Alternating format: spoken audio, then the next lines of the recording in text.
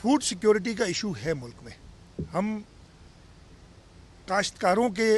बहुत इश्यूज़ है इस साल जो गंदम के साथ हो रहा है, पिछले साल हुआ, इस साल दोबारा हो रहा है। हम सब उससे मैंने कल टेलीविज़न पे एक पंजाब के फार्मर्स एसोसिएशन थी, कोई मैं नाम भूल गया हूँ, एक बुज़ुर्ग शख्स थे जो इंटरव्यू दे रहे थे और वो बहुत, ये पंजाब की बात कर रहा हूँ,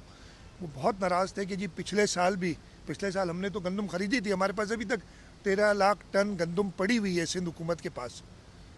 जो हमने कर्ज़ लेके ख़रीदी थी पिछले साल। पंजाब हुकूमत ने पिछले साल भी नहीं ख़रीदी, इस साल भी नहीं ख़रीदी, स्कीमें अनाउंस कर रही है जिनका मेरा ख्याल है, खैर वो मैं नहीं कहूँगा, अच्छी बात है वो स्कीमें अनाउंस कर रही है।